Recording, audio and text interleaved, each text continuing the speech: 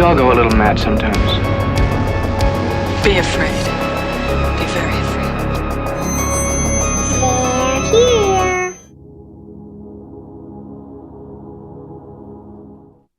Hello. Is it recording? Is the recording? The screen is black. Yeah, well, we don't say that. We say screen of colour. Oh, well, there we go. Okay. So, hi. Hello there. That's an Obi-Wan reference. This movie, you guys. I have a feeling we're gonna disagree today. Yeah, I think we're gonna fall into some separated categories, you know, of things and whatnot and shit. Yeah. One character I relate to very strongly in this movie just wants to like get out and not be part of this episode. But yeah, you're listening to They're Here podcast. A discussion, Dissection of all things horror, fear, and Nic Cage. Oh God. Well. Take it away. Yeah. Color Out of Space. Let's really fucking go for it, because yeah, this film is, by the way, this is not a retrospective. It's literally just us having watched this film for the first time, and this is our general reaction. It's going to be a shite talk. It's like going to be a shite 7 talk. hours ago I watched this movie. I literally watched it like 3 hours ago. And then I have some notes. Quick, not spoiler, quick kind of pre-review. A prenup? Preview. I'm not going to be defending this movie. I hated this movie. Did you really? I was bored. Were you? Yeah, and not in a nothing is happening kind of a way, but in kind of like a just like kind of way. Yeah. Also, I find Nic Cage just so like cringe now. Yeah. At this point, I would agree. I wouldn't 100% disagree with you. I don't think it's a terrible film at all, but I do agree with you. I was just like, so what's happening next? It's poorly written. It was, and I will say this: the plot does Lovecraft. move. It does move very quickly. Yeah, it does. But it's like, it just felt like it could have been 30 minutes shorter. You know what I mean? Yeah, for real. Oh yeah, for real. At one point, I was like, oh my God, there's still like 40 minutes left in this fucking movie, bro. It's true, yeah. And some of the parts kind of, I was like, okay, that's actually kind of like that's pretty cool and kind of disturbing. Yeah. But like, I could probably count those moments on like one hand. Yeah. You know? I could count those moments on my dick. So quite small, right? Just one. Just one dick. I don't have two dicks to count two okay moments out of this fucking movie. Yeah, this film was a little bit of a stretch to watch, to be fair. Yeah. As I said, it could have been 30 minutes shorter, and what did happen was good at points. You just really want to love this movie. No, to be fair, I want to give credit where credit is due. Because the first thing is, I saw those very clear homages to the Thing. It's I wanna give it where credit's due. Yeah. I saw the references to the Thing. I saw the Thing, and they were ripped. Yeah. And I really do appreciate the practical side of this film. I really did love it. I loved it, except the terrible fucking CGI cat. I loved this the creature design and all of this, like, just super fucked up. You know what I mean? Loved it. Yeah. I can only really think of one practical in the movie that I was like, hell yeah. Was it the alpacas? No. Which is like, yeah, obviously that's like kind of the big thing reference and stuff. But no, it's the mother and son where I was like, oh, where they're fused together. Oh, by the way, spoilers are abound. We are not holding anything back. Pause, go watch the film. Watch the film. Then come back to us. It came out only last year. I don't know why I remember this. 2019. I think this. Oh well, there you go. Them two kind of completely blend into each other. Yeah, they really do. Like last year didn't really happen. Absolutely. But COVID has really like just put me in a time warp when it comes to the last year and a half. Because 2019 feels like, oh, that feels ages away. Yeah. But like it also is kind of the last actual year for like stuff that we had. Yeah. Like movie wise and all that kind of stuff. But Yeah, I had been kind of aware of this movie, at least, because I remember it being like, oh shit, straight up Lovecraft adaptation with Nic Cage, whatever like that. And I was like, okay, that sounds like potentially kind of like fun. But like, oh, this movie was not fun. Yeah. and not in like a, oh my god, it's so bleak way. In just like a, oh my god, I'd almost rather be watching anything else than this. You know what? To be fair, yeah, I was kind of looking at the time. Yeah, I checked my phone and just once or being twice. like, yeah, I did sort of get bored with it. At points, even though, as I said, like the plot does move pretty quickly as it goes along. Yeah, it just, yeah, it could have been 30 minutes shorter, and yeah.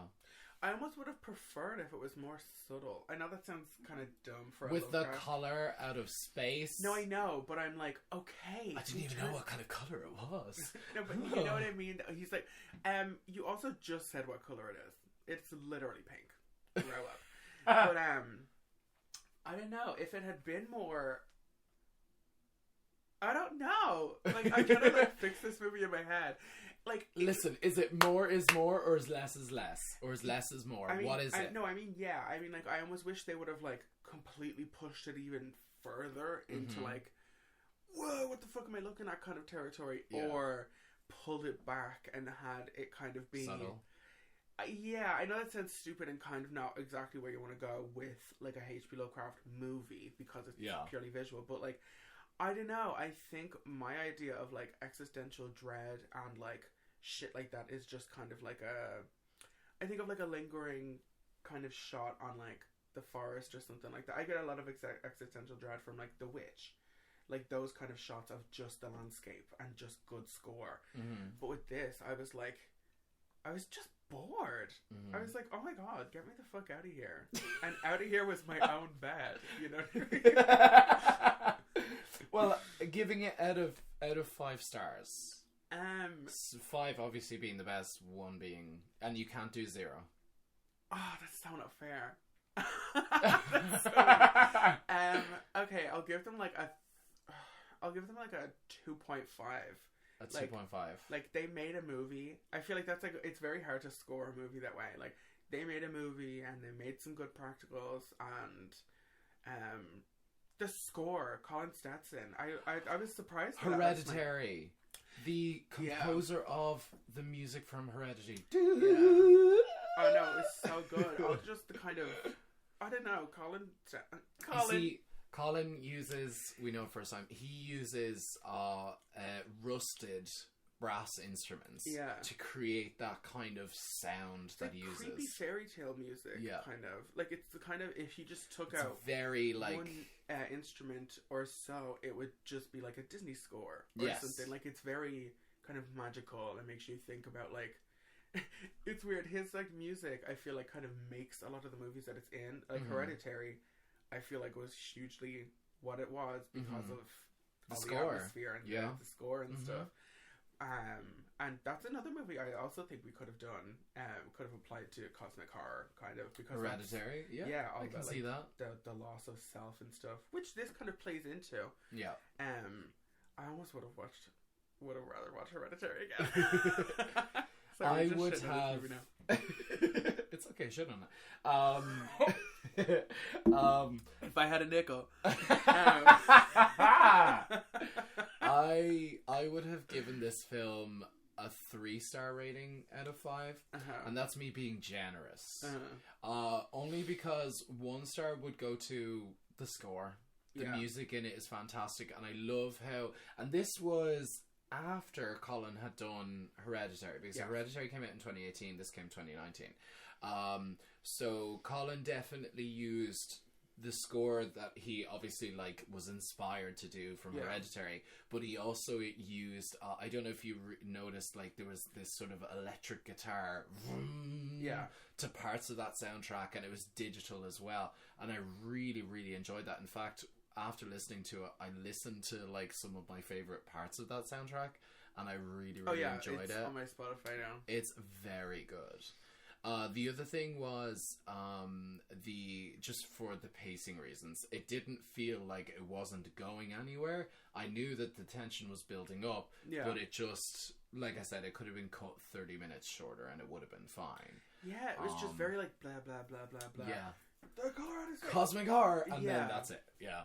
And then the last star that I would give it for was the practical effects. Like, I almost don't even adore know the if I use can of give it to practical them effects. because like they're covered up in so much stuff.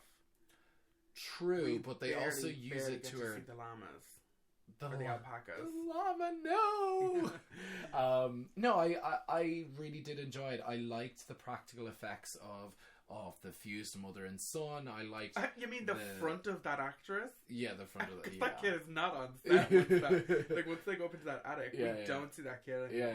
Yeah. And then I liked the whole kind of spider aspect to it because it reminded me of the alien, the thing in the thing. Yeah, the head spider or the head crab or whatever. And then the other thing being obviously the alpacas, which is just fucking nuts. Did they alpaca punch or what? Oh, they all did. I loved it. But yeah, that's kind of where I would go from this. The acting was just questionable at times. See, I like every character individually. The hippie. It's the interaction I shit. loved Tommy Chong. Yes. Tommy Chong is totally in this movie as Loved like it. as like a conspiracy theorist / His name is Ezra, which I love. Yeah, it's good. Did you notice that he had not the third bindi, eye. the third eye? Yeah, Yeah. I loved it. With And the white hair and the kind of dreads and there stuff. was something very like shamanistic about him, like during that scene where they go into his cabin and he starts to disintegrate. Yeah. That his voice was doing that recording thing, and it was like getting cyclical. higher and lower and higher and lower. That was just really creepy and really effective. Hated the digital tree killing the cop. I thought that was fucking stupid. The what? There was the cop that shows up at the end. Oh, he literally gets like first, snatched up by a tree, and I was like, really? It looked like a creature separate from the tree that had like snatched him and pulled him up, like a spider that had pulled him up. But then looking up, it was just the branches the of tree the tree. Was kind of just like just holding him close to it. Like it didn't really like do anything. I suppose it like stabbed him like in the face. Yeah, but it didn't do anything except stab him in the face. I guess you could say, yeah. But yeah. Okay, so yeah, we'll break down the family. So basically, you have the Gardeners, who are the family members. You have Madeline Arthur, who plays Lavinia. Love that name. I love her. Love that name. She's my favorite character in this movie, and probably my favorite part. Brendan Meyer, who plays Benny, who was just sort of there, I guess. The older brother. Yeah. And then Julian Hillard, who does play the son in the third Conjuring movie, who's possessed at the beginning of the film. And he plays Luke in Haunting of Hill House. That's true, yes. I think that's his debut role, no? Yeah, that's what I recognized him from. He had that fucking stunning scene in the wine cellar. Mm-hmm. That was like one of the first scenes in that show where I was like, oh, okay. Let me pause, because that like played up to like a very like specific dream I used to have or whatever. Just this like, but yeah, this little kid is like a great actor, but they don't use him at all. No, they don't. He's they really don't. In this. He's in it for a grand total of say 5 minutes. Yeah, but and then the rest is just a digital face double. Yeah, like he's there, quote unquote. And I thought he was going to be the way they were kind of like showing him interact with the Colorado Space. I was like, oh, okay. It seemed like to kind of go specifically for him in the house when it kind of all first goes down, but then it just doesn't. Yeah.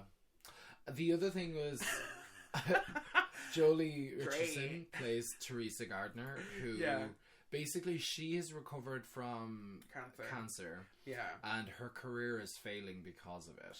Yeah. And she has this recurring fear that I think is why it sort of happens with fusing with the kid, because the kid becomes a cancerous tumor again, in a way.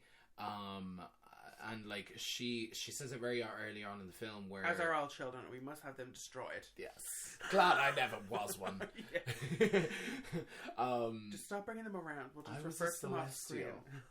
I was here all the time.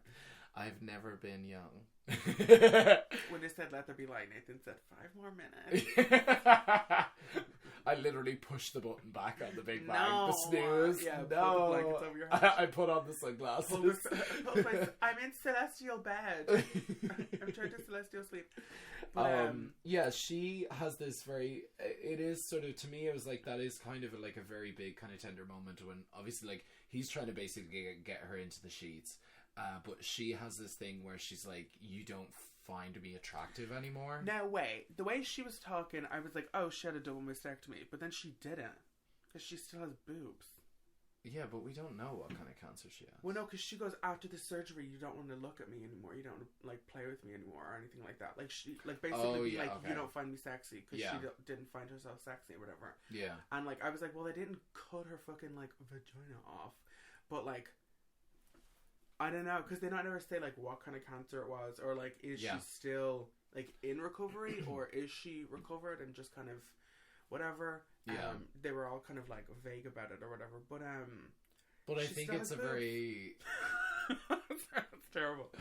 I think it is a very tender moment because it does kind of humanize the characters, even though, like, afterwards everyone's just like, what the fuck is going on? Yeah. But, like, it does, like, I know, like, they basically go into a sex scene or whatever, but I do think that's a very kind of, like, a pivotal moment because it does reveal, like, certain reasons as to why she and the kid fuse together. Yeah. Because, i.e., he becomes basically a tumor living off of her, and then she continues to get weakened because, like, her hair starts falling out and all of this type of stuff. You mean like... Lavinia goes over and goes, "It's me, Mom," and then just pulls her fucking hair off of her scalp. Yeah. Oh, gross. And then we get to the father, Nathan Gardner, but it's really just the Nic Cage show. It's Nic Cage as Nic Cage as Nic Cage. It's so fucking irritating. Like, I found Nic Cage, like, good before everybody was like, yeah, it's Nic Cage. You know, I feel like people kind of like, yeah. He just, I'm pulling that face in the meme. What's that from the Vampire's Kiss? Yeah. He's just he's one of those actors I feel like people have overhyped, and that did not do him like any favors. Oh no, it didn't. He was due to play Superman. Can you okay, fucking but believe can you imagine that from Joel Schumacher though? That would have been fuck that. No, cool though. No, Lost Boys director directing like goth Superman. You know, goth and like exposed chest hair Superman with a mullet. We could have gotten black suit Superman with Nic Cage as Superman. Like, he is obsessed with that character though. Like, he's named his child Kal-El and all that kind of stuff. Why not? Fucking nerd. Well, the thing about him is his sort of like storyline is, and it's repeated like several times throughout the film, I think is the reason why his I don't know if you noticed, but like certain times when he's talking to his kids, his personality sort of like changes. He starts acting like his dad. He starts acting like his dad. So like basically, I was like, Nic Cage is putting on a really fucking like hokey yeah, and he does this weird thing with his fingers where he's like, you guys, I told you guys, like, you know like, what? I'm gonna fucking do this situation, and I'm gonna get out of my leave. fucking life. Yeah, like, you're not an artist. I was like, okay. The basis was that basically his dad was a farmer and he tried to live up to his expectations by moving the family out there and doing his own, like basically his alpacas. He milks them, which I didn't know you could milk alpacas. Any animal that has nipples, you can milk any mammal. And moving on. It's true. If you watch Meet the Parents, I mean, like, that's what they're there for. I have nipples, Clark. Can you milk me? Can you milk me? Yeah, you can milk a cat. Let's not go there, especially not with this crappy CGI cat. The way he sort of like moves back and forth between, like, I expected it because I sort of knew where the direction of his character was going, whereas like he's sort of more heavily influenced by the doubt that was put on him by his dad, and then like he just spirals into like shitty evil father stereotype. Which is fine. I mean, it works out okay, but like it also just kind of comes across as like stale acting because like it's so jarring for him to suddenly go from Nic Cage to just Nic Cage at 100. You know what I mean? Dad, yeah, you know what I mean. So like it works at times, but it doesn't work at others, and I can see why. You know, Nic Cage base level is at 100. Yeah, it's like where do you go from there? And then all of a sudden he's got an accent. Yeah, you know what I mean? For real. So it's just. And like I generally like the family's interaction with each other. Yeah. Like him and the wife is kind of cute. You'll always be my golden girl. Or whatever the fuck he said. Or my golden lady. And I kind of enjoy his like back and forth with Lavinia and stuff like that. Yeah. And just on Lavinia, I was kind of, when this movie opened, I was like, okay, like where are we gonna go with this? Because it's her in like it was giving me like D&D witch vibes. Where it's like it gave her me calling the Craft. Yeah, exactly. She's like calling the East Ramiel and Uriel of the West. And she's calling all the angels and then stuff. Mikael. Yeah. I don't mind. I don't. Okay, look. If I was going to talk to an angel, I would feel wrong calling it Michael. Yeah. Okay. All right. English. Yeah, Jesus. for real. I would like give our 6 counties back. Let me get for real. But I was like, okay, where are we gonna go with this? Because I don't know why. I feel like H.P. Lovecraft stories might lend themselves better to witchcraft. Or like a time that like doesn't I would just agree. You can't just turn the lights on for some reason. I love the idea of like a H.P. Lovecraft thing in like a castle. There's the short stories that Lovecraft wrote about, like the Tale in the Witch House and the Dunwich Horror, which is referenced here. Yeah, you get that, like, the fact that it's called the small town of Arkham, which it doesn't exist, but like that's a great callback to like where like besides Dunwich, Arkham was always a town that Lovecraft referenced and things like that. Yeah, this movie is kind we of get the literal Necronomicon as a book. Yeah, in the story. I was like, loved it. Badass. She like carved the like pentacle like into her chest, and then the ruin into her forehead, which I loved. She ended up looking like fucking Raven Manson or something from fucking Teen Titans, like with the diamond in the middle of the forehead. But there was also, because like that symbol, if you guys are like familiar with it, it's like a pentagram, but like the star is like up in the corner, and there's like a whole bunch of extra like crisscrossies, whatever. Yeah. But I'm like, if she's carving that deep, some of that flesh would have to fall away. That's true. Yeah. Like you couldn't just like have that like carved in. There's too many like overlapping areas. She also carved some shit into her hands too. Yes, she did. From the jump, like I think it was a word. Like I thought it was Croatoan she had put into her hand. Yeah, I read it as I didn't read it properly. And at first, like, because it was a really close-up shot of a deep cut, and I thought she was like, I thought she was vertical. I was like, oh god, no, not like, in this direction. So boring.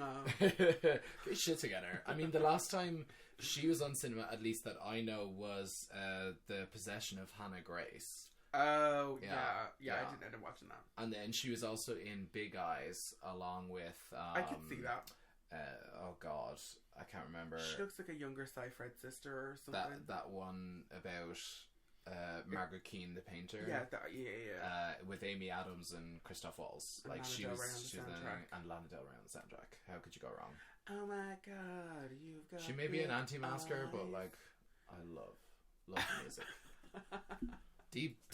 Deep friend of the pod. God. So yeah, we also get Elliot Knight, who plays a hydrologist. A hydra. Something. A hydrologist. No, a hydrologist says, I feel like there's an extra like chunk in there. Yeah, he studies the water and like surveys the land and stuff. Yeah. Also, he just walks into people's houses, but. Yeah, did you notice that? I was like, oh, what the fuck are you doing? Yeah. My ass would have just left. Yeah, like the only other thing that I can think of that I'd seen him in other than this is like literally nothing. I just looked up his IMDb and he's the only thing I remember you from is nothing. Is he played Sinbad in some like TV live action thing or whatever, and I was like, okay, cool. I also, this might sound weird because Nic Cage is white, but I want to hear him say a slur. No, I think I feel like that footage would be very, very easy to find. No joke, but I think this actor is who is the picture of Nic Cage's dad later.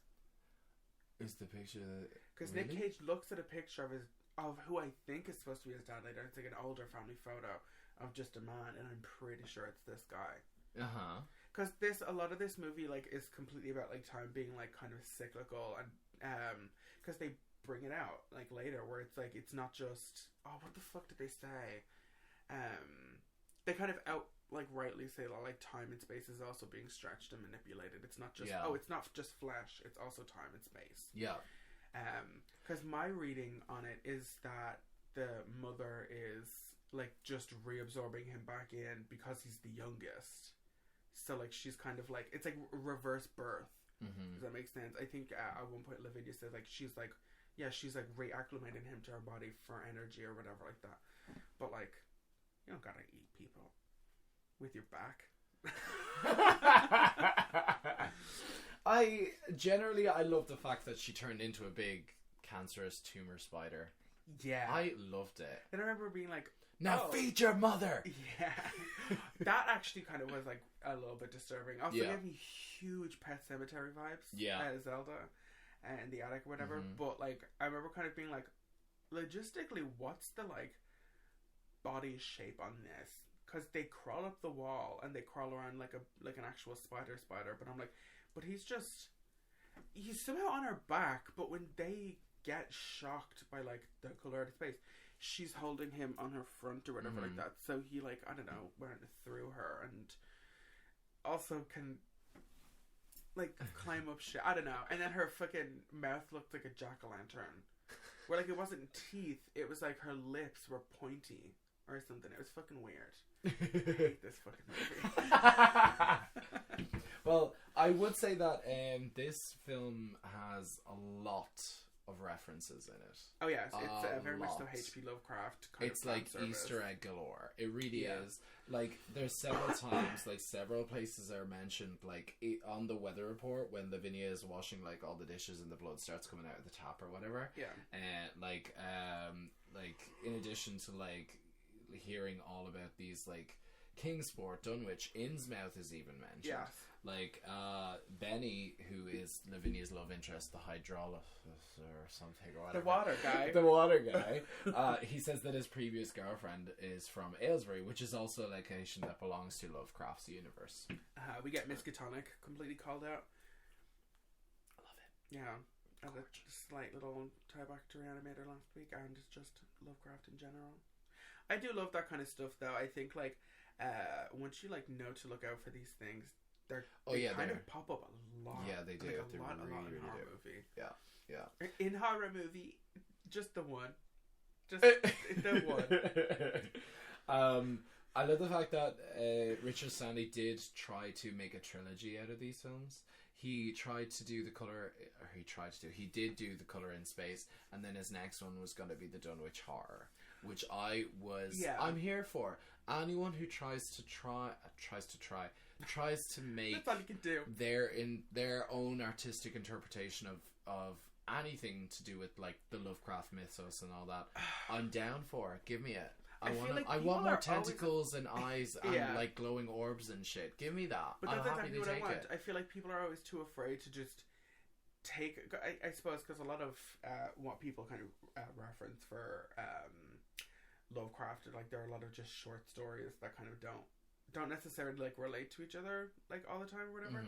But like I want somebody to just sit down and just kind of straight up adapt some Lovecraft. Like just go and it's like, because I think in the like last couple of years we've seen stuff filmed that people at one point considered unfilmable, not because of budget, just because of like concept. And I'm like, okay, if we can get like It Chapter 2, if we can if they can film Dune coherently and make it very easy for like general audiences to follow, I think we could have like a straight up Lovecraft adaptation, or like a HBO show where like each week is like a short story adapted or something like that. Yeah.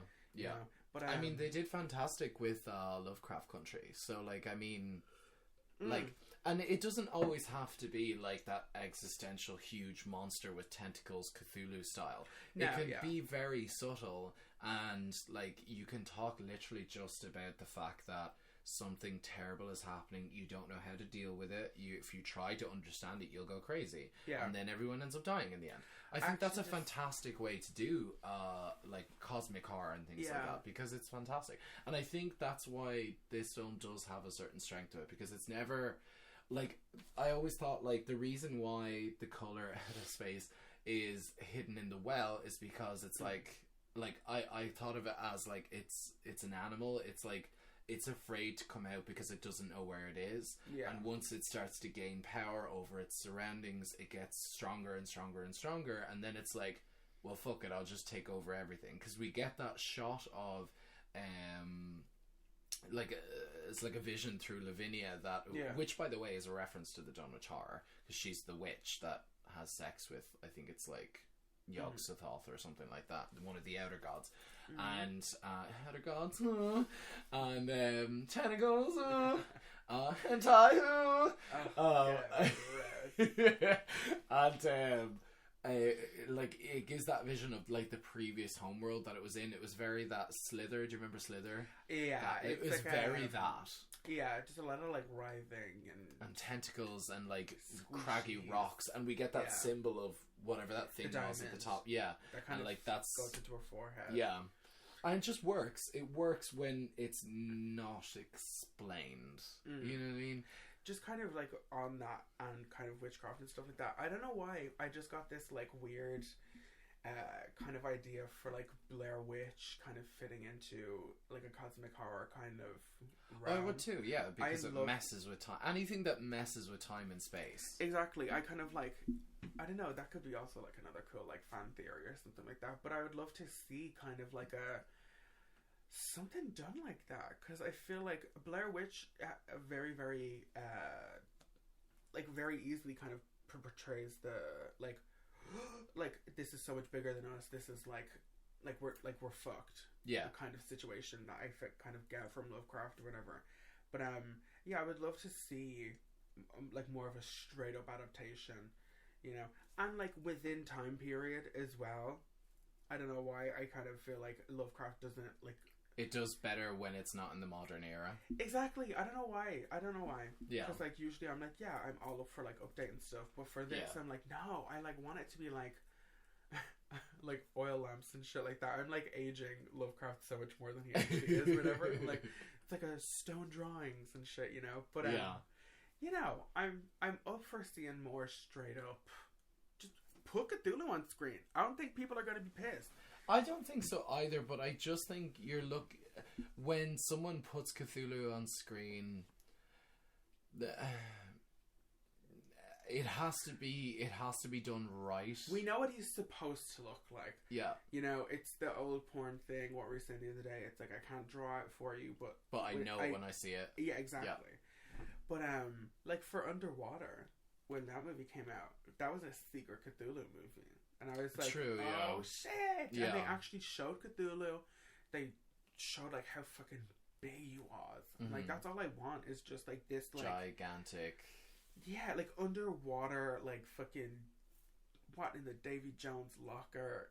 Where the fuck have you been? Yeah. Kind of, yeah. We had this great fucking laugh one day after seeing another kind of cosmic horror movie, which was The Lighthouse. Oh, and yeah. we literally went... I think we went to like a Starbucks or something like that, and we were sitting outside having a cigarette, and we were literally sitting there. Can you imagine if Cthulhu just shows up, everyone's staring up at him, and suddenly like losing their shit, going, because like when you look upon Cthulhu, you're meant to just go mad instantly. I'll be mad. Yeah. And like we were just imagining like, we can comprehend it, it's okay. Yeah. We literally just strike up another cigarette and we're like, I know her. Where the fuck have you been? You're late. Yeah.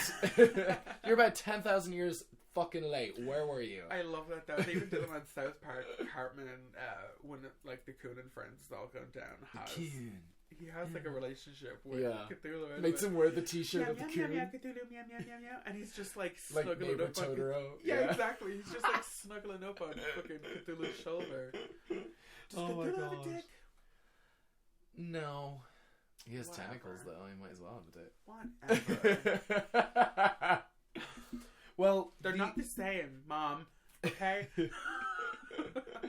The other thing, like it's very sort of interesting is like you can't do it, but you know when you see it, and I think the color itself was something that was very interesting because to me it said like we can't comprehend what this thing physically is. Yeah. So the only thing we can comprehend from it, because like when it comes to like Lovecraft, not necessarily always Lovecraft, but like the way everyone sort of understands cosmic horror is you can only comprehend as much as your mind would allow, and then everything after that is, if you try to comprehend it, you'll go insane. They even say that and call that out a couple of times in this, where it's just like we like couldn't understand this even if we wanted to, or like tried, you know. Well, the color that was used in the film to represent the color, you know, in quotation marks, is magenta, which doesn't exist as a single wavelength of light as part of a spectrum of visible light. So this, when it comes to magenta itself, it's made up of red, orange, yellow, green, blue, indigo, and violet, also known as the Roig-Biv. To join the 7 initials put together, basically. Rather, it is an extra spectral color that is only perceived by humans in a specific interaction of the optical rods in the eyes that detect red and blue in specific circumstances and create magenta in the mind. The light is fucking pink. Since red and blue are associated to evil and good, it means that the color is apart from evil and good to come. From another universe where these concepts cannot be applied. I love that. That is so interesting. Yeah. To me. Now, if they had just thrown that down on the fucking screen, that would have been fucking great.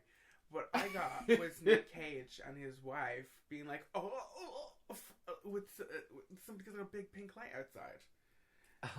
Okay. You know? I also know the fact that pink Richard lightning Stanley's stuff. favorite movie, Richard Stanley is the director, by the way, his favorite movie of Nic Cage is actually Vampire's Kiss. So that would explain a lot, because he asked Cage to use the same style of performance. Oh god, and I could fucking tell. That's the thing, right? It's like every once in a while you see a little clip of Nic Cage acting with Cher, great, but she gets to slap him in that movie and gets to tell him to snap out of it and stop for just a fucking minute. But in this, he's like, there's a scene at the end, or near the end, when he's like getting in the car and he's just like, like for like 2 minutes, and I'm like that's enough slices. Like I get it. Like okay, I understand why you now hire Nic Cage for a movie, but like, just don't do that. Yeah. Like I think like I don't know, Nic Cage just like at this point irritates the fuck out of me. Yeah, there's certain subtles, like 8mm film. That film was, in my opinion, the most subtle descent into terror for Nic Cage that I've ever seen. I think honestly 8mm is probably his best film. It's no. It's based off of the fact where basically snuff films and child pornography. Oh yeah. And he's investigating. He's investigating like the murder of some like 16-year-old or something like that, and basically like he finds out it's a sex ring. And it's like, and then like he just descends into it, like, and it's like how sex good ring. Thing. But like it was a really good film, and I think sex earring.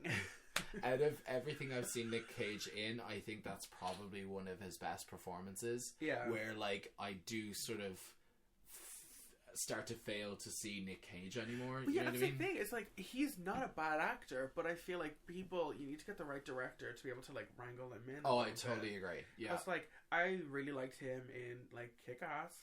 I loved him in Mandy. Yeah, Mandy was fantastic. But also that's another one where I feel like, okay, this is one that you need Nic Cage for, where I understand him like freaking out. But even in that movie, he's not doing all of this shit. He's very restricted. He barely says anything in that film. Because he kind of goes badass. It's like, I don't need Nic Cage to like yell for like 3 minutes on screen. It just like, it actually just really irritates me.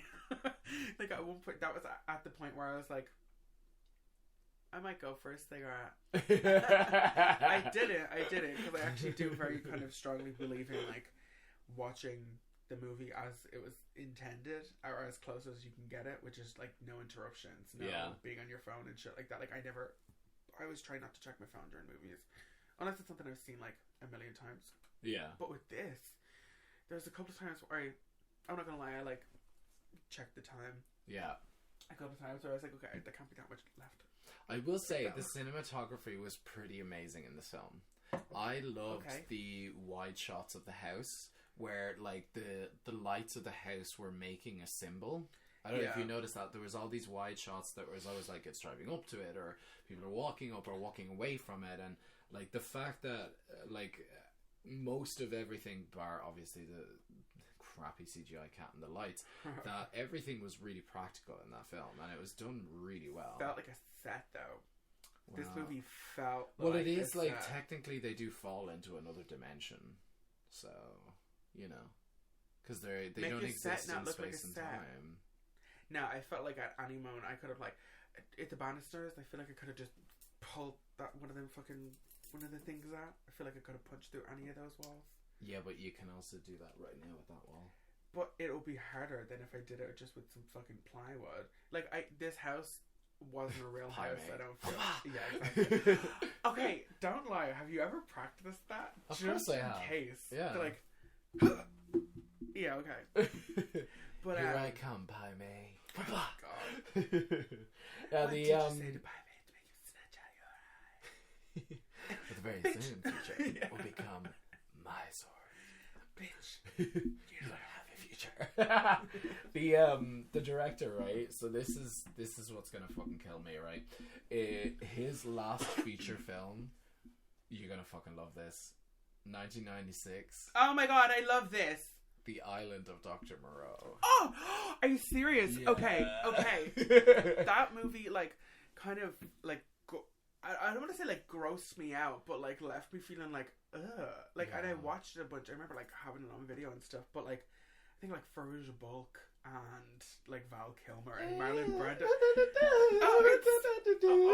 No, I'm not even going to lie. Like, that movie is actually very creepy, but I think, I think it's because of, like, childhood memories. Like, I kind of remember a dude with no legs, kind of the little like the little capuchin man. Yeah, the little. They have that in South Park. Yeah. Like it's that fucking like the mad scientist or whatever. Mm-hmm. And it's Marlon Brando.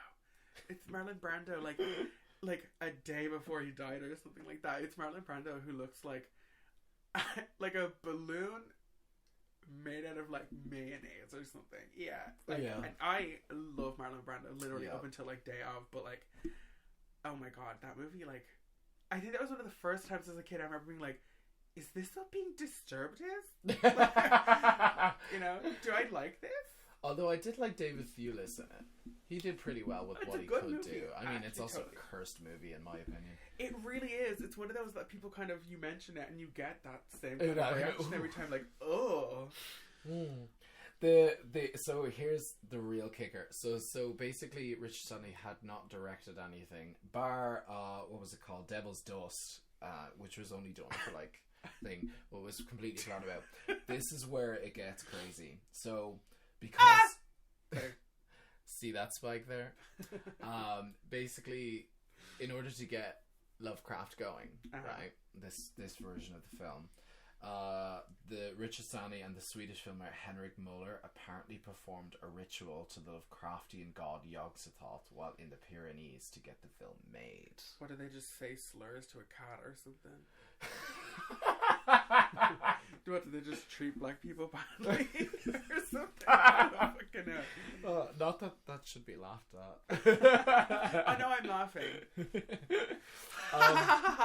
Sorry. I think I love that idea, going up into the Pyrenees mountains and just like worshipping this. Like, in case y'all don't know, because we will be talking about in Cosmic Horror Month, Yog-Sothoth is one of the called the outer gods. So there's the outer gods, there's the old gods, and then there's the new set, which would be like Cthulhu, because like Cthulhu is the grandchild of Yog-Sothoth, and basically Yog-Sothoth is it's what they call the blind god, or the stupid god. Yeah. Because basically Yog-Sothoth is asleep and we're all his/her dream. And once Yog-Sothoth awakens, everything unmakes existence. It's kind of sweet though if you think about it. Crazy. I love it. Dreaming of me. Just dreaming of me. Makes me feel special. I love it. I think that that's sort of like that creepy vibe. I can only imagine them like sitting out in the snow in the Pyrenees and like slicing each other's fucking hands, and like making a fucked up pentagram and getting a 10-day-old squid and just slapping it down on it. I was gonna say, like, I wonder like what the like rites and of a like, copyrighted Lovecraftian monster stuff. is, or of just like a Lovecraft story, because this is not just like well, there is the loosely Dagon based. film, This and is, that's like very much like you see the no, ritual. I know, but I mean like how easy is it to just kind of acquire the rights, because this is like very much like definitely based on like a short story. It's not just like, oh yeah, because I feel like a lot of things that go Lovecraftian, it's kind of vague, where it's like it like fucking The Lighthouse, where it's like that's Lovecraftian in nature but not adapted from anything Lovecraft. Exactly. You Yeah, know? yeah. But with this, it's like it comes up on the screen and everything, like based on The Color Out of Space. So they are adapting something. But yeah, do you have to go up into the fucking mountains and shit like that, and fucking like, I don't know, light hair on fire or like whatever the fuck it is just to get the rights? Or because I feel like the stories are like actually quite old. Oh yeah. Like I feel like you could, I don't know, maybe public domain them, just snatch a little story up. Like, could we go out there and make a Lovecraft story if we wanted to? I think we should. Let's do it. And also, like, the producers, like, basically Richard Stanley like grabbed as much as he could Nic Cage wise. So the producers of Mandy were also brought on to do this, which totally makes sense. It totally makes sense. I think these are the two I was linking in my head versus, I think, what is it? There's like the Void and like the Black Rainbow or something like that. I think the Black Rainbow, yeah. I think I was linking those two together, or I was trying to link one of those and this together. Because like for the last like, let's say like 5 years, 10 years or something like that, this kind of movie has been like hugely on the rise. Yeah. You know? Or like it's on its way back, because I feel like we got a lot of this stuff in kind of the 70s, and you know, like even in Marvel now, like the next we get is in the Mouth of Madness for fucking Doctor Strange, which is very, very, very much Multiverse of Madness. Oh yeah, there you go. Get your fucking MCU names correct. Fucking hell. Read one comic ever. Yeah, I've read all the Hellboy comics. Oh shit! She got me there. Did you guys hear that? That was a gauntlet. I'm also a writer. I have books. Look at this! Not even fully filled out page. I'm a writer. The whole back of it is fucking blank. Yeah, but at least I'm not like that lo-fi bitch on fucking YouTube that literally writes a paragraph and skips 2 fucking pages. At least I don't know what you're even referring to. The lo-fi. No, I know what you're referring to, but like. I'm making fun of the fact that you listen to it. Well, I like it, so... You're literally reading her and you're like, but I love her. Daddy, I love him. The other thing I wanted to talk about was something that we did mention earlier. It was the fact that Ezra, who is played by... Tommy Chong. Thank you. Mm-hmm. Basically what he does is he's a squatter or something like that, and basically like they own this like huge plot of land. Yeah, this guy just lives in a little like shack. Yeah, like literally like a one shack. room, a tin shack basically. That's and cozy, they go in. It does actually, like, ironically, or a cat. It's a cat. Yeah, because that's where the mutant cat comes from. Yeah. Because he hadn't seen the cat in days.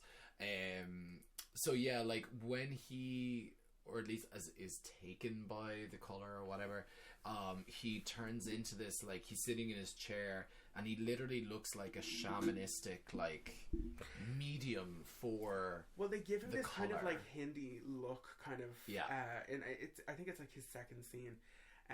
When who's the guy? Your man that just left himself in everywhere. I was gonna say the horologist. That's fucking somebody who wants to fix clocks. The hydrologist. Yeah. Hydroelectrologist. Or whatever the fuck it was. When he just walks in, he's like sitting there and he's kind of chanting to himself, or he's actually not. He's trying to listen under the ground because he can hear. Mm-hmm. You can hear all the quote unquote aliens moving around under there. Yeah, because he's one of those like conspiracy theorists. Exactly, and he's like, no, you don't even understand. It's like it's in the static, it's in our moisture, it's in like all this stuff. So he's kind of, I don't know. We always get that one character that's like has more information than everybody else that nobody believes. Mm-hmm. They're supposed to be like the, I don't know, the like cursor for the audience, you know.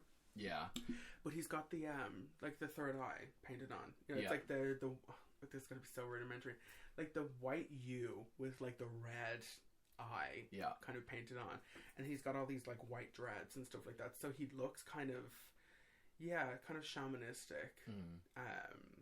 But yeah, I always seen that as basically like because he didn't have that at the beginning, and his hair was a lot shorter, and all of this type thing. And stuff. Yeah, he was basically like how would I describe it? Like he's basically like, at least in my opinion, when I seen him in the way that he was there, I always, or at least my interpretation is that I viewed him as like he has opened himself up to that, rather than like it forcing itself upon him. He was just like, I'm going and I'm going to go peacefully with whatever this is. Yeah, because he's kind of documenting it, and we find that actually kind of a lot in, like, again, my like Lovecraft is like very, very limited. Kind of I have the whole book. Somebody has all the short stories. Has time to sit and read, but it's like from what I've kind of read, there's kind of often. Look at that, we counted. I have more books than you, my guy. Why don't you doubt that now. Okay, well, one of us has learned to count. One of us has learned to read. One of us has learned to count, and we all and know both that of them is. are me. No, but there is always kind of that like aspect to these kind of stories. We even kind of see it like in Greek myth and stuff like that, where somebody kind of opens themselves up to the void or to the Kraken or whatever it is. You know, we kind of get that in like Clash of the Titans. There's always somebody kind of just, you know, somebody always knows what's up. Somebody always just knows like a little bit more than everybody else around them. Yeah. But I kind of like that idea, because when it opens, I mean, her head also opens from the forehead, but they both have like the symbols center, right in the middle of the forehead, kind of like where the third eye would be. Yeah. But they go in and they find him, and I think I'm like misremembering him as looking so much more like legs crossed, but he's not. He's just sitting in the chair. Yeah. But he's got like a kind of darker makeup on and like around the eyes and stuff, and he's like disintegrating. Like he's zombified practically. Like I imagine like if you could imagine like a mummy, this is what he sort of looks like. Yeah, like not like decayed and like all mushy, but like just dry. Yeah, like he's just been sitting there for like 1,000 years. And they walk in. Well, not they. He walks in. The hydroelectroblogologist. Hydroelectroblogologist. I'm a and Klaatu Prata. But he walks in, and we only see Tommy from the back, and I forgot his Ezra in the movie. We see him from the back, and we can kind of hear him from outside. Yeah, we think he's still alive, but and he was recording on like old school, like cellular, like a tape. Not even a tape, like a. It's called a Memorax. Oh yeah, yeah. He's like, if I don't get it on Memorax, nobody will understand. Also, his cat is called G-Spot. I forgot about that. Yeah. You have a pussy named G-Spot? Yeah. I love it though. I love his little shack. For some reason, I don't know why I got super like when it started raining. I remember being, I would totally be in there. Little tin roof. Like that's so Irish though, because like we always built dens when we were younger. That's very much so what it looks like. It looks like somebody had a couple of pallets lying around. It looks like the swing, honestly. Like when you went, if you're one of our friends, you know exactly what we're talking about. When you went back up there or whatever like that, when it still had the roof, or no, that was after the hurricane and stuff like that, and it was all gone. That's what it looked like. Imagine that room, but like with one less window or with one less wall. Yeah. That's how we end up getting it built up. But yeah, something about this little shack, I was like, oh, it looks like mad fun cozy. It's homey. I want a dog though. Fuck having a cat in that little tiny little space. Oh yeah, no, like somebody's bleaching their hair in my fucking house. No. We're gonna have a big old doggo. There's something to cuddle up against, you know. But he had like tech in there. Oh, he did, yeah, like, yeah. He had like all this television. Like recording system, televisions, computers, speakers, even in one. Yeah. Although I think was that supposed to be the water, or what? Oh, it was supposed to be because he was collecting that from like not the well, because that's what they were getting their water from, but like he was collecting it from like the rivers and shit like that. It was like brown. It looked like, I thought it was just iced tea, and then he was like, oh, I'm sipping the water. And we actually see a couple of times tiny little details that I noticed. It's like when somebody throws ice cubes. Nic Cage is kind of having bourbon a lot through this movie. Yeah, it's in the frozen water. Yeah, have like the pink light or like pink aspects. Or when he kisses his wife, like that sort of pink stickiness like gets stuck to his face. You know, it's so funny though. You can tell that particle was supposed to last for like 2 more kisses. But when he kissed her first and then pulls up, because he pulls away so slowly and then goes in for another kiss, it's like it just disappears. It disappears. It's like latex becomes tacky after a certain point. When you like tap it enough times, it just is part of your finger. Yeah. So I was like, oh, they could have cut away for 1 second and like redone and just like thrown a little bit extra like glycerin or fucking whatever the fuck it was onto her lips. Yeah. Oh, that lady is so nasty by the end of this. I actually have the recording that Ezra was speaking, which just it really did. That was like one of the most creepiest moments. Was like hearing, we're gonna have to, and like super sinister, and then high pitched, and it just kept changing in this sort of creepy monotone voice. It was good. It goes nothing, cold and wet, but it burns, sucking the life out of everything. It came down in the rock, it lives in the well, it grew down there, poisoning everything, changing everything into something like the world it came from, into what it knows. We all know it's coming, but we can't get away.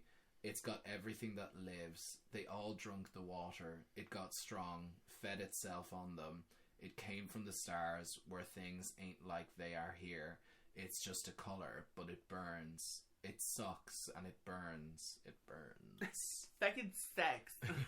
But I also have the lines that were opening the film as well, which that beautiful like fog forest cinematography. I loved that. When it opened, I was like, oh, okay.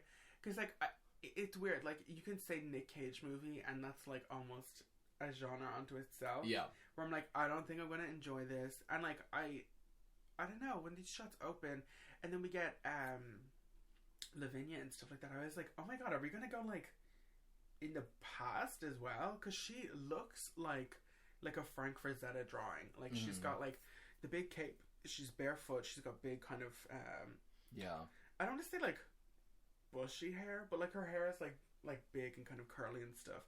And she has a white horse, and she's just out by this little lake. I think they call it like the water table or something like that. And I was like, oh shit, where are we gonna go with this?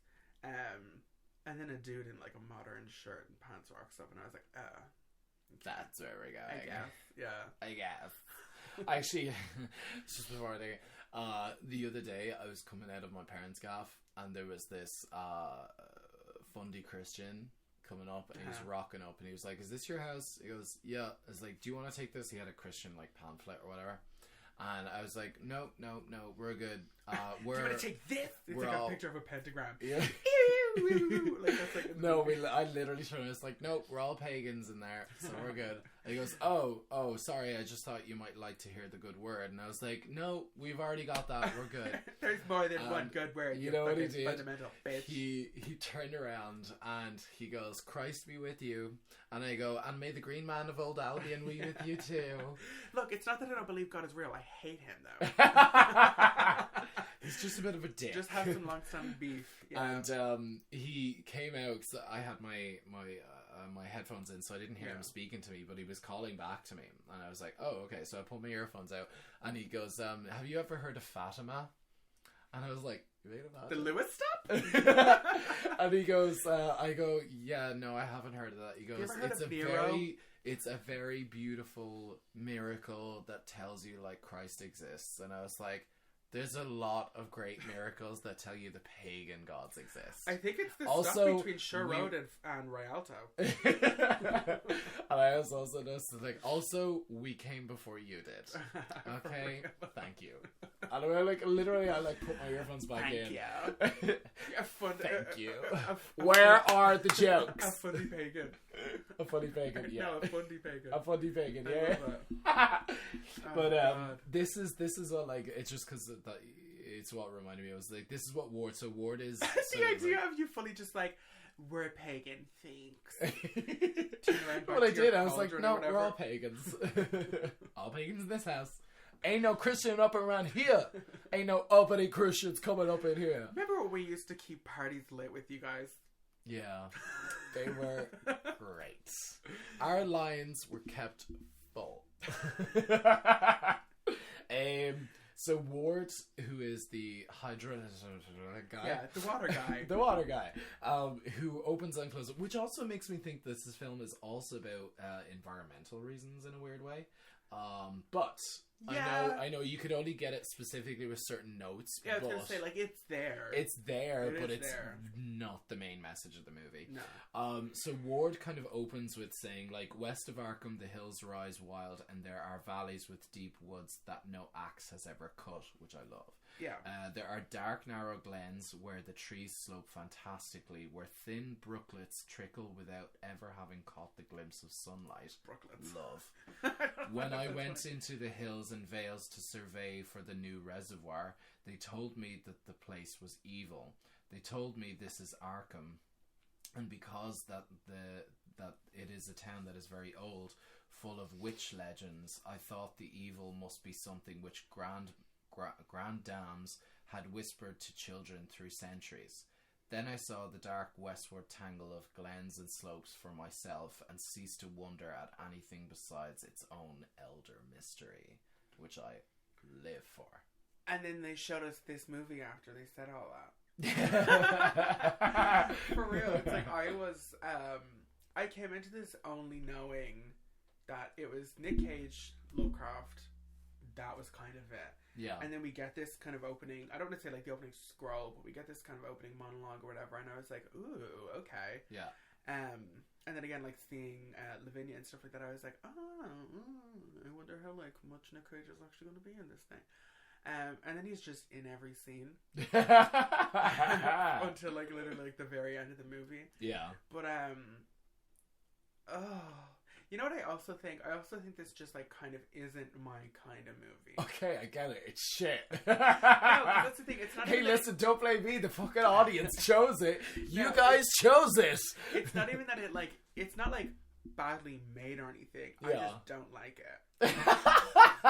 No, but it isn't though. It's like it's just not because I didn't find it like. I don't know. I like my horror movies to either be like completely sullen and make me feel kind of like ugh. Fuck. Yeah. Or like have him be fucking Evil Dead 2 and just be stupid and funny. But like this just had me like shit. Fuck. Yeah, I was right. just yeah. I was just bored. Fair enough. Bitch. I would agree. And like I said, like I don't 100 like 50% I would disagree, 50% I would agree, because like it really isn't the best. But I still liked it for some of the kind of themes it tackled. Just and like more or less. how it could have been like go all the way tentacle monsters, pull Nic Cage into a darker universe, whatever, or pull it back a little bit and like focus on one thing, you know? Yeah. I totally agree. I think it just the direction of the film was kind of, it was trying to go existential, but at the same time, we want to give you tentacles. We want to give you the thing. You know what I mean? And you can't do both. You must do one or the other. Exactly. And because like they keep going on about like how isolated they are, but I'm like, I don't even get the sense that they live in this deep dark woods with wood or with trees that no axe has ever cut and stuff. Because I'm like, people just drive to their house. Yeah. Like people show up. It also looks... Your man literally just walked there. He doesn't have a car. The Hydra just showed up walking. Yeah, they all show up after this. So a meteor hits. A big pink meteor. That's like kind of that brings this color out of space. Yeah, that's like how everything goes down. But then the next morning we get... Beelzebub is listening. The fly. I'm not going to kill you. I'm not going to let you out either, though. It's cold. It looks like he's... Yeah. Whatever. But yeah. So yeah, this is kind of like where everything starts to go down. It's like with... The dogs are barking. So like everything starts to go down. This like comet comes down, or meteor, I guess. But then the next day, they kind of get like town officials and like the mayor and stuff, and like newscasts and all. I love her. But she's also a total fucking cunt. She's two-faced. Oh no, I love it though. This like stunning Native American lady with just like the most full lips and like just like the perfect nose and everything. She comes in and she's basically like, "Great, clean it up." You know what I mean? She's kind of like, what are we supposed to do? I'm gonna bring some like news cameras here next time, and that just never goes anywhere. But we see her. She's like in the background of. She's on like news channel things where she's like, and we're gonna have these amazing like water reservoirs and this and that and all that kind of thing, you know. So like she does, but also like it does turn around because like where that like huge crater is at the end is where the reservoir is from, like, because that's where the hydrogen like guy. Yeah, the entire time she's trying to like get this Nic Cage off this land or whatever. Yeah, like that. pretty She's much. like, should let me buy it off you before you moved in here or whatever like that. So like we also kind of. Which is why you get that hint of like the environmental reason. You know what definitely. I mean? And like that's kind of the only real subtle hint that you get for environmentalism. But it's like, we get the water guy. The water guy. Kind of going around. He's like seeing if the land is like even decent. Ooh, like, that water boy! I actually love that movie so much. I really would have rather watched that movie. But see, that's weird. I feel like you can either stand Adam Sandler or you can stand Nic Cage, but I cannot do both. Adam Sandler. I'm more of an Adam Sandler Even though person. I like literally only like one of his movies. No, I could name off like 5 that I guarantee that you would actually really like. Go for it. The Water Boy. Yeah. Great. Big Daddy. No. Fuck off, Nathan. The kid names himself Frankenstein. Keep going. 50 First Dates. No, I never watched it. With Drew? No. Drew is in it. Keep going. Drew Barrymore. Keep going. Billy Madison. Never watched it. Oh my god, Billy Madison is hilarious. A lot of like early Adam Sandler is hilarious. And then the last one, you said 5. Mr. Deeds. I never watched Mr. that Deeds either. is so funny. He like inherits a bunch of fucking money. And one of his feet is black from frostbite, and he can't feel anything in it. So he gets his butler, who's the like guy from Transformers, not Shia, but the older one, the much older one, to like whack the fuck out of his foot with like a fire poker. It's hilarious. Great. Adam's Blackfoot, the movie. Yeah. Tangent St. James, Lala Reed, You could have said no. We have to do this. You went. Go ahead. Name off 5. Yeah. Go ahead. Show me the receipts. I want to see them. Hubie Halloween, I've heard, is also supposed to be very, very good. Oh God, whatever. Whatever. You made me watch a Nic Cage movie, asshole. I didn't. Yes, I you did. didn't. You picked this. Okay, so let's wrap this bitch up. Please. Get me out of here. Look, you want to go watch something that's quintessential Nic Cage? Go for it. Have fun. You want to watch a Lovecraft movie? Go watch Lovecraft Country. Keep Nic Cage out of it. Go watch Lovecraft Country. It's much better. I just want like an hour and a half to 2 hours of that one scene of that big fucking spaceship battle with Cthulhu flying through the fucking air. I want that. I want like 50s pulpy Blob. Like, yeah. Give me the Blob or nothing. Lovecraft. That's also very Lovecraftian. Yeah. Now, the Blob. I guess I'll finish on this then because shape. It's like literally like how Ward describes the hydrogen guy who throws the fucking cigarette into the dam. What a prick. I think he's just like giving up on the earth now. Yeah. He's like, man, fuck this fucking place. Man, fuck this. I just seen a fucking interdimensional entity in other worlds with aliens. I'm gonna wear my facial hair out to let everybody know that I'm serious. I see that like time has passed. He's got like little white bits in his beard. And I was like, oh, it made me think that really? it was like a week later, but then I was like, oh, is this supposed to be like years like later? Time? Like he's just this guy, your man from fucking Body Snatchers. Yeah. Oh, it's which just also terrible. is very not Lovecraftian, but also very kind of could fit into the cosmic horror thing.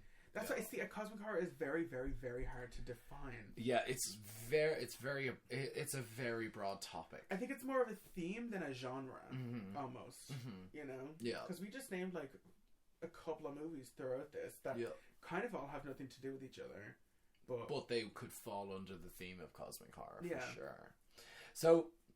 It's kind of what I wanted to finish up on this was because of... Yeah, I did, because you clearly don't want to fucking talk about it anymore. Oh, I'd love nothing more than to finish up.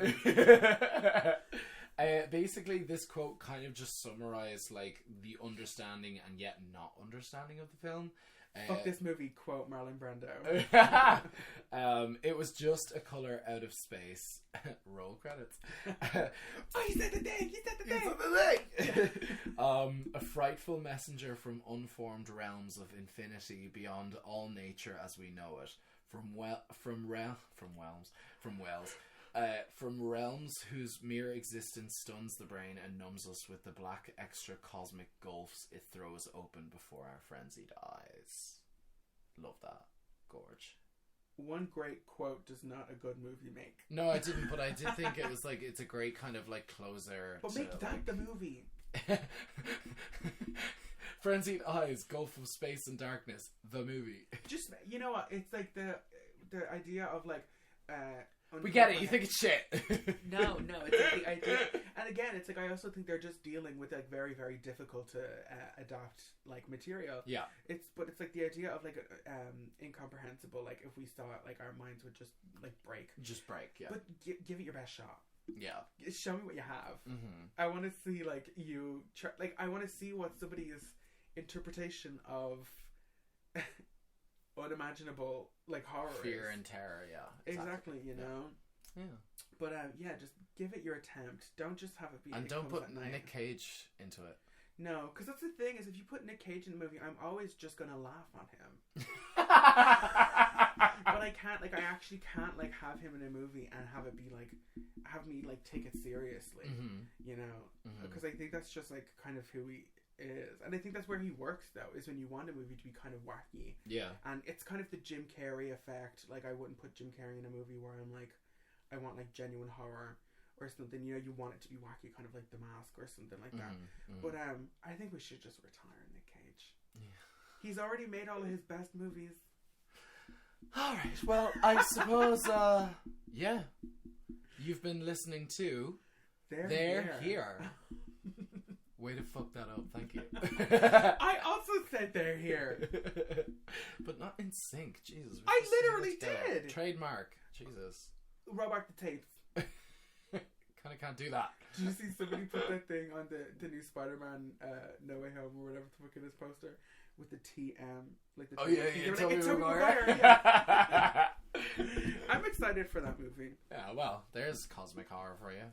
Oh, fucking yeah. three to together. So yeah, let us know what you think of the comments below. If you have anything you want us to give a chat about while we're doing Cosmic Horror Month, let us know in the comments. Don't forget to like, subscribe, and follow us on Instagram for some daily updated content. Bitch. Sir, good tongue pop. Okay, all right. Yeah.